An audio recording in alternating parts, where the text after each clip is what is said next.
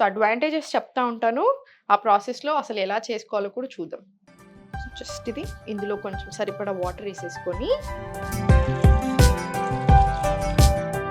తిప్పేసి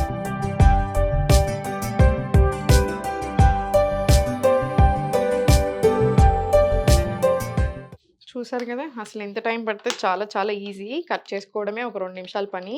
మిగతాదంతా చాలా ఈజీ. ఇది మనకి స్కిన్ హెల్త్‌కి, డైజెషన్ చాలా మంచిగా అవ్వడానికి, ఇమ్యూనిటీ పెంచడానికి, ఇప్పుడు సమ్మర్ వస్తుంది. మళ్ళీ అంత సీజన్ మారుతది కదా! సో, మనకి ఈజీగా మళ్ళీ జలుబు, దగ్గులు చాలా ఎక్కువ వస్తుంటాయి. సో, అసలు జలుబు, దగ్గు ఎందుకొస్తది యూజువల్‌గా ఎక్కువ అంటే, వైటమిన్ సి సరిగ్గా లేనప్పుడే వస్తది. సో, వైటమిన్ సి చాలా రిచ్.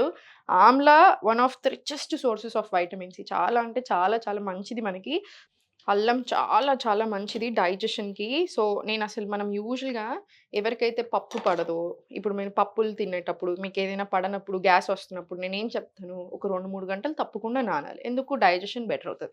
ఆ తర్వాత వండుకునేటప్పుడు పోస్ట్‌లో తప్పకుండా ఇంగువ, అల్లము తప్పకుండా వేసుకోవాలి. మనం వేసుకుంటే again bloating issues, gastric issues రాకుండా ఉంటాయి.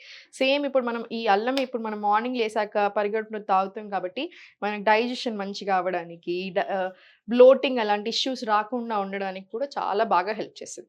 అండ్ బీట్రూట్ మీకు చెప్పినట్టుగా మనకు చాలా చాలా మంచిది. బ్లడ్ సర్క్యులేషన్ అవ్వడానికి పెరగడానికి కూడా అన్నిటికి కూడా చాలా మంచిది. And amla richest source of vitamin C.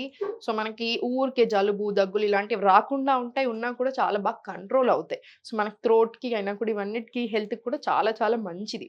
And పసుపు ఇది మళ్ళీ అల్లం ముక్క, పసుపు 2 ఉన్నాయి కాబట్టి యాంటీ ఇన్‌ఫ్లమేటరీ డైట్స్ ఇప్పుడు చాలా ఫేమస్ అవుతున్నాయా? ఎందుకంటే వెయిట్ లాస్ అవ్వలేకపోవడానికి one of the main reasons inflammation బాడీలో. సో, అలా ఇన్‌ఫ్లమేషన్ తగ్గడానికి కూడా చాలా మంచిగా హెల్ప్ చేస్తది.